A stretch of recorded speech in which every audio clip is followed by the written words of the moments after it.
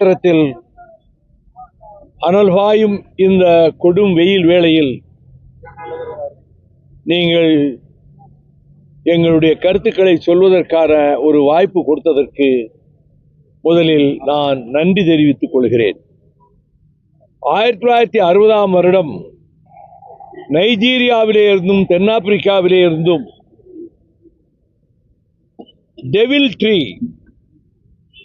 பிசாசு செடி என்று அழைக்கப்பட்ட வேலிக்காத்தானுடைய விதைகளை விமானத்தில் கொண்டு வந்து தூவியதன் விளைவாக இன்றைக்கு தமிழகமே இந்த ப்ரொபோசிஸ் ஜூலிஃப்ளோரா எனப்படும் சீம கருவேலம் வேலிக்காத்தான் செடி மரங்களால் படுநாசம் ஆகிவிட்டது.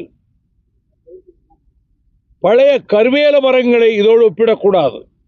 ஆலும் வேலும் பல்லுக்கு உறுதி, நாலும் ரெண்டும் சொல்லுக்குறுதி என்பதற்கேற்ப பழைய கருவேல மரங்கள் வீட்டிலே உத்தரமாகவும் பயன்படுத்தலாம், பிடிக்கின்ற கலப்பையின் மேலி கம்பாகவும் பயன்படுத்தலாம், கோடாரிக்கு பயன்படுத்துகின்ற அந்த காம்பாகவும் பயன்படுத்தலாம். அந்த கருவேலம் 2000 வருஷத்துக்கு முன்னாடி இருந்து இருக்கு தமிழ்நாட்டில். அது நாட்டு கருவேல மரம். இந்த சீம கருவேல மரம் காற்றில் உலவும் பிராணவாயுவை அப்படியே உறிஞ்சிக்கொண்டு கரியமில வாயுவை, கார்பன் டை ஆக்சைடை வெளியே உமிழ்கிறது. இது 50 அடியிலிருந்து 100 அடி வரைக்கு நிலத்துக்குள் வேர்கள் பாயும். இதுக்கு எவ்வளவு மழை இல்லாமல் வறண்ட காலத்தில் இந்த பச்சை மாறவே மாறாது. பச்சை பசையல் என்றுதான் இருக்கும். இதிலே பறவைகள் கூடு கட்டாது, முட்டை பொரிக்காது, முட்டை இடாது. ஆடு மாடுகள் இதற்கு நிழலில் நின்னால் சிறை பிடிக்காது. அவ்வளவு மோசமான விஷச்செடிதான் இந்த வேலிக்கருவேலம். இன்று தமிழ்நாட்டில் இதை அகற்ற வேண்டும் என்று 15 வருடங்களுக்கு முன்னால் நான் உயர்நீதிமன்றத்திலே வழக்கு தொடுத்து ஹைகோர்ட் ஜட்ஜ் நீதியரசர் செல்வம் அவர்கள் அமர்வில் இதை தமிழ்நாடு புறாவும் அகற்றுகிற வேலையில் அரசு ஈடுபட வேண்டும், நீதிபதிகள் ஈடுபட வேண்டும், மேஜிஸ்ட்ரேட்டுகள் கண்காணிக்க வேண்டும். எல்லா விவசாயிகள் மட்டுமின்றி எல்லா தரப்பினரும் முழுமூச்சாக இதை அகற்ற முயன்றாலுடைய இது சாத்தியமாகாது. வழக்கு தொடுத்த வைகோ அவரே தன்னுடைய கட்சிக்காரர்களையும் விவசாயிகளையும் அழைத்துக் கொண்டு அவரே இந்த வேலையில் ஈடுபட்டால் மற்றவர்களுக்கு அது எடுத்துக்காட்டாக இருக்கும் என்று சொன்னார். நான் 12 மாவட்டங்களுக்கு சென்று காலை முதல் இரவு வரை இந்த வேலிக்கருவேலத்தை அகற்றுகிற வேலையிலே ஈடுபட்டேன். இதை வெட்டினா ஒன்றும் நினைக்காது, 10 நாளில் திருப்பி வந்துடும். பூண்டோடு தூரோடு எடுக்கணும். அதுக்கு தான் இந்த ஜேசிபியை கொண்டு வந்திருக்கிறோம். கேரளாவில் ஒரு வேலிக்காத்தா செடியை பார்க்க முடியாது. செடி முளைக்கிற மாதிரி தெரிஞ்சா முளையிலே தூரோட பிடிக்கி போட்டுருவாங்க. எங்கேயுமே நீங்க பார்க்க முடியாது.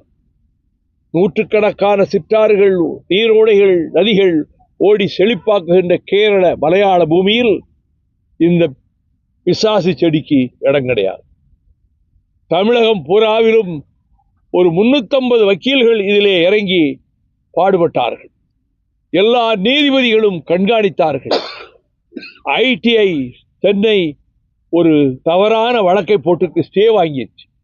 அதை எதிர்த்து நான் ஹைகோர்ட்டில் வாதாடினேன். கடைசியா ஹைகோர்ட் பெஞ்சில் நீதியரசர் பரத் சக்கரவர்த்தி, நீதியரசர் சரத்குமார் பெஞ்சில் இதை அகற்றுகிற வேலையில் கவர்மெண்ட் ஈடுபடணும், கவர்மெண்ட் மெஷினரி எல்லாம் அதில் ஈடுபடுத்தணும், இல்லாட்டி அழிக்க முடியாது, எல்லா தரப்பினரும் பங்கேற்க வேண்டும் என்று மதுரை ஹைகோர்ட், சென்னை ஹைகோர்ட் பெஞ்சில் அவர் தீர்ப்பு கொடுத்தார். அதை மற்றவர்களுக்கு ஒரு உதாரணமாக எடுத்து காட்டுவதற்காகத்தான் இந்த வேலையிலே நாங்கள் ஈடுபட்டிருக்கிறோம். ஏற்கனவே சாத்தூர் அருகில் இருக்கக்கூடிய அந்த மேட்டமலை கிராமத்தில் நாங்கள் முற்றாக சிவக்கருவிலே அகற்றிவிட்டோம்.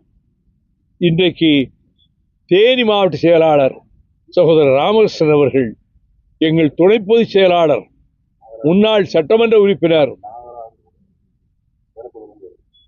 நான் பேசிட்டு இருக்கேன்ல, குறுக்கே பேசுறீங்க, நீங்க பேசுங்க. நான் நிப்பாட்டிக்கிறேன், நீங்க பேச.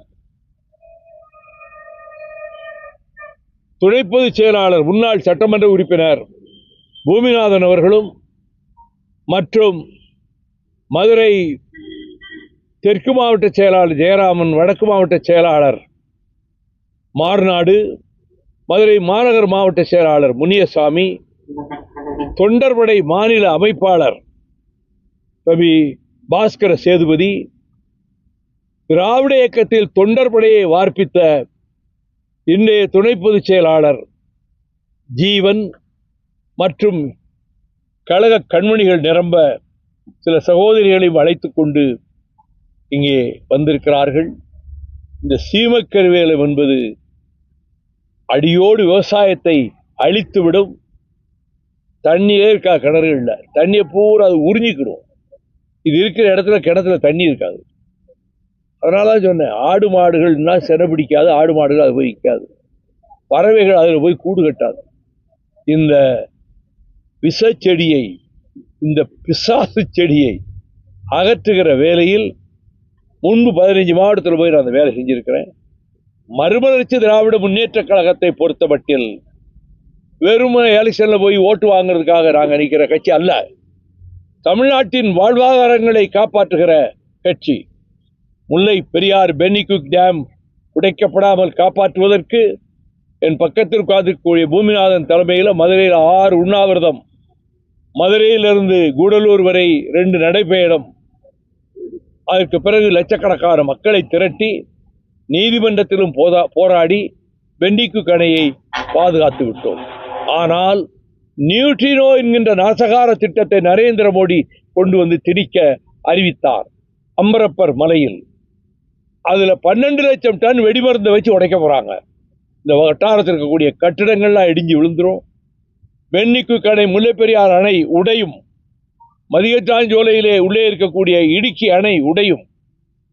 ஆகவேதான் பென்னிகுக் அணையை பாதுகாத்து லட்சக்கணக்கான மக்களுக்கு குடிநீர், மதுரை மாநகர் மக்களுக்கு கூட குடிநீர் இல்லாமல் போயிருக்கும் இந்த முல்லை பெரியார் இல்லாட்டா.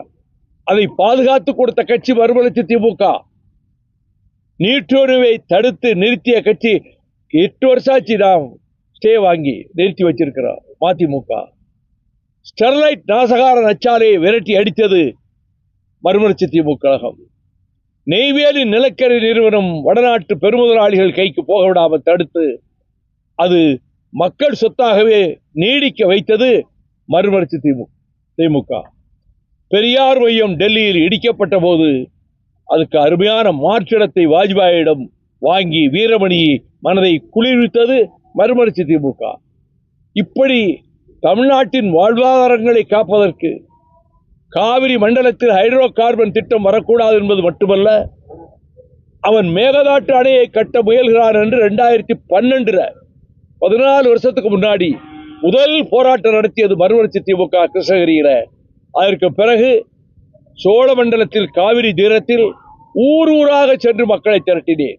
அவன் மேகதாட்டில் அணை கட்டினா சொட்டு தண்ணீர் மேட்டூருக்கு வராது, கொள்ளிடத்துக்கு வராது, கல்லணைக்கு வராது, எல்லாம் பஞ்ச பிரதேசமாயிரும் சோழ மண்டலம். ஆகவே மேகதாட்டு அணையை கட்ட கர்நாடக அரசு முயற்சிக்கிறது மட்டுமல்ல, நேற்று சட்டசபையில் ஒரு நல்ல தீர்மானத்தை எல்லா கட்சிகளும் ஒரு சேர இணைந்து நம்முடைய முதலமைச்சர் மாண்புமிகு ஜோசப் விஜய் அவர்கள் கொண்டு வந்திருக்கிறார். ஆனால் ஒன்றை எச்சரிக்க விரும்புகிறேன், இது கர்நாடக அரசு மட்டும் செய்யவில்லை. இதற்கு முழுக்க முழுக்க பின்புலமாக இருந்து இயக்குவதே மத்திய சர்க்கார் தான், நரேந்திர மோடி சர்க்கார் தான். அவர்கள் டெல்லியில் 2014 டிசம்பர் 7-8 தேதிகளில் ஒரு ரகசிய கூட்டம் போட்டு கர்நாடக மாநில எம்எல்ஏக்கள், எம்பிக்கள், மந்திரிகள் எல்லாரும் கலந்து கொண்டு, மத்திய சர்க்காருடைய சுற்றுச்சூழல் அமைச்சர் ஜவடேக்கரும் கலந்து கொண்டு, நீங்க அணையை கட்ட ஆரம்பிங்க, நாங்க வெளிப்படையா அனுமதி கொடுக்க மாட்டோம், நீங்க கட்டிக்கிட்டே இருங்க என்று சொன்ன சதி திட்டத்தை வெளி உலகத்துக்கு கொண்டு வந்தது ஆங்கில இந்து ஏடு. ஃப்ரண்ட் பேஜில் போட்டாங்க, there is a conspiracy, ஒரு பெரிய சதி திட்டம் வகுக்கப்பட்டு விட்டதுன்னு. உடனே நான் காவிரி பாதுகாப்பு இயக்கத்தை ஆரம்பிச்சுதான் ஊர் ஊரா போய் அவன் மேகதாட்டை அணை கட்ட போறான்னு சொல்லி அன்றைக்கு மக்களிடத்திலே போய் மக்கள் அதை கொண்டு போய் சேர்த்தேன். 11 வருஷமாக மேகதாட்டுக்கை தடுக்க போராடுகிற ஒரே கட்சி மறுமலர்ச்சி திமுக தான். இப்ப எல்லாம் மேகதாட்டுக்கு அறிக்கை விடலாம், நடக்கலாம், சட்டசபையில குரல் கொடுக்கலாம். ஆனால் அது அறிவிக்கப்பட்ட காலத்தில் போராடிய கட்சி மறுமலர்ச்சி திமுக மட்டும்தான். ஆகவே தமிழ்நாட்டின் வாழ்வாதாரங்களை, ஜீவாதாரங்களை காப்பாற்றுகின்ற கடமையில் நாங்கள் ஈடுபட்டிருக்கிறோம். இந்த வேலுக்கரில் வெட்டா 10 ஓட்டு விழுந்துருமா? ஒண்ணு விழாது. நாங்கள் செய்கிற பணிகளுக்கும் வாக்குக்கும் சம்பந்தமே கிடையாது. ஆனாலும் நான் பிறந்த பொன்னாடாகிய இந்த இன்ப தமிழ்நாடு பாதிப்புகளுக்கு ஆளாகக்கூடாது என்பதற்காகவே அது கூடங்குளம் அணுகுலை எதிர்ப்பதாக இருந்தாலும் சரி, நாங்கள் எங்களை நாங்களே அர்ப்பணித்துக் கொண்டு பாடுபட்டு கொண்டிருக்கிறோம். ஸ்டெர்லைட் நாசகார நச்சாலை திரும்ப காப்பர், கிரீன் காப்பர், பசுமை தாமிரம் என்ற பெயரிலே அவன் அனில் அகர்வால் உலக கோடீஸ்வரர் கொண்டு வந்து ஏற்பாடு செய்திருக்கிறான். நரேந்திர மோடி அதுக்கு பின்னால் இருந்து அவர்தான் ஊக்குவிக்கிறார். இப்பொழுது தூத்துக்குடியில் வர 2ஆம் தேதி பல்லாயிரக்கணக்கானவர்களை திரட்டி ஒரு பொதுக்கூட்டம் போட போறோம். தொடர்ந்து போராட்டங்கள் முன்பு நடந்த மாதிரி நடத்துவோம். கோர்ட்ல நான் இம்ப்ளீமெண்ட் பெட்டிஷன் போட்டிருக்கேன், அங்கேயும் போய் வாதாடுவேன். ஆகவே எங்களை பொறுத்தமட்டில் தமிழக வாழ்வாதாரங்களை, தமிழக மக்கள் நலனை காப்பாற்றும் போராட்ட களங்களில் மதிமுக என்ற கட்சியை தவிர வேற யாரும் போராடவில்லை. இதை நான் சொல்லுகிற இந்த கருத்துக்கள் வேட்டமலையில் தொடங்கும் போதும் பேசுறேன், டிவியை பார்க்குறேன். ஒரு டிவி கூட அது சம்பந்தப்பட்டு முக்கியமாக சொன்ன வாழ்வாதாரங்களை காப்பாற்றுகிறோம் இப்போ அடுக்கிறனே எதையும் ஒரு வரி போடலை. அதை பற்றி எனக்கு கவலை இல்லை. அவர்கள் சாயங்காலத்தில் வாதங்கள் நடத்துகிறாங்க. இந்த தமிழ்நாட்டு வாழ்வாதாரங்களை காப்பாற்றுவதற்கு ஒரு கட்சி போராடுகிறது என்று சொல்வதற்கு மனசில்லை. அவ்வளவு பிரிய மேலே அந்த அறிவார்ந்த பெருமக்கள் சாயங்காலம் வாதம் பண்ணுறாங்களே அவங்களுக்கு. ஆனால் மக்களுக்கு தெரியும், ஜனங்களுக்கு தெரியும், நாங்கள் போராடுறோம், விவசாயிகளுக்காக போராடுறோம், தமிழ்நாட்டு வாழ்வாதாரங்களை காக்க போராடுறோம் என்பது மக்களுக்கு தெரியும். அந்த கடமையை செய்வதற்காகத்தான் இன்றும் தேனி மாவட்டத்திலே தம்பி நம்முடைய ராமகிருஷ்ணனுடைய ஏற்பாட்டு அவருடைய மாவட்ட நிர்வாகிகள் எல்லாம் சேர்ந்து ஏற்பாடு செய்து ஆரம்பித்திருக்காங்க. நல்ல அன்னைக்கு வானிலை அறிவிப்பு மேகமூட்டமாக இருக்கும், மழையெல்லாம் பெய்யும்னு சொன்னாங்க. ரொம்ப வசதியாக போச்சுன்னு நினச்சிட்டு வந்தேன். ஆனால் எங்களுக்கு கஷ்டம் கொடுக்கிறது இயற்கையினுடைய விதி. வெயிலில் தானே விவசாயி கஷ்டப்படுறான். அப்போ உடம்பெல்லாம் கருத்து மேடிய கலப்பையை பிடிச்சிக்கிட்டு வெயிலில் தானே அடைகிறான். அதனால் வெயில் எங்களுக்கு ஒரு பொருட்டல்ல. ஆனால் எங்கள் கடமையை தொடர்ந்து தமிழ்நாடு பூராவிலும் செய்வோம். அரசாங்கம் நேரடியாக ஈடுபட வேண்டும் என்று ஜட்ஜி சொல்லிட்டாரு. அவர்கள் அந்த அத்தனை நீதிபதிகளும் இதிலே ஈடுபட வேண்டும் என்று ஜட்ஜி சொல்லிட்டாரு. அத்தனை துறையினரும் இந்த வேலையிலே ஈடுபடுவதற்கு அரசாங்கம் ஒரு திட்டம் வகுக்க வேண்டும் என்று இன்றைய மாநில அரசை நான் இந்த போராட்ட களத்திலே இருந்து பேலிக்காத்தார் அகற்றுகிற பணியிடத்திலே இருந்து நான் கேட்டுக்கொள்கிறேன். எங்கள் வருகைக்கு மீண்டும் ஒரு முறை நான் என்னுடைய நன்றியை தெரிவித்துக் கொள்கிறேன். நேற்றைய தினம் சட்டசபையில மேகதாதுக்கு எதிராக தனி தீர்மானம் நிறைவேற்றிருக்கிறாங்க. அந்த தீர்மானத்துல புதிய காவிரி நடுவர் மன்றம் அமைக்கணும்னு சொல்லி ஒரு இதை எப்படி பார்க்கிறீங்க? மேகதாட்டு அணையை கட்டுவதற்கு முழுக்க அதை இயக்குவதும் ஊக்குவிப்பதும் செய்கிறதும் எல்லாம் நரேந்திர மோடி சர்க்கார். நரேந்திர மோடி சர்க்காரை நேரடியாக எதிர்க்க வேண்டும்.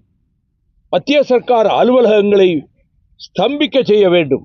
அப்படி என்றைக்கு ஜனங்கள் 65 மாதிரி கொந்தளித்து எழுகிறார்களோ, மொத்த தமிழகத்திலே கட்சி ஜாதி மதம் பார்க்காமல் வாலிபர்களையும் மாணவர்களையும் திரட்டிக்கொண்டு கொந்தளித்து எழுகிறார்களோ, அப்பொழுதுதான் மேகதாட்டு அணையை கட்டுவதை தடுப்பதற்கான எண்ணத்துக்கு வருவான். இல்லைன்னா அணையை கட்ட ஆரம்பிங்கன்னு 900 கோடி ஒதுக்குறது மட்டும் இல்லை, அணை கட்டக்கூடிய பொருள்கள் எல்லாம் இந்த 4 வருஷத்தை கொண்டாந்து சேமித்து வச்சுட்டாங்க. இத்தனைக்கு ஊக்குவிப்பது மத்திய சர்க்கார். தமிழ்நாட்டுக்கு கேடே நரேந்திர மோடி சர்க்கார் தான். நம்ம என்ன தீர்மானம் சட்டசபையில் போட்டாலும் சரி மகிழ்ச்சி, ஒரு மனதாக போட்டதில் மகிழ்ச்சி. ஆனால் இது மட்டும் போதா, இது தடுத்து நிறுத்தாது.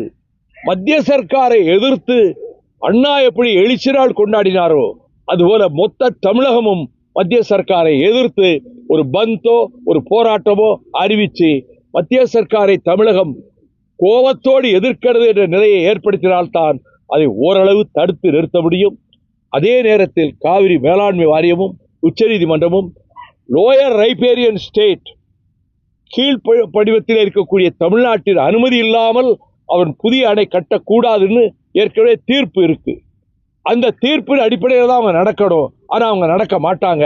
தடுக்க வேண்டியது மத்திய சர்க்காருடைய கடமை. தமிழகத்துக்கு வஞ்சகம் செய்கிற, நயவஞ்சகம் செய்கிற, தமிழகத்துக்கு கேடு செய்கிற நரேந்திர மோடி சர்க்காரை நான் அதான் முழு முதல் வில்லன் என்று நான் குற்றம் சாட்டுகிறேன்.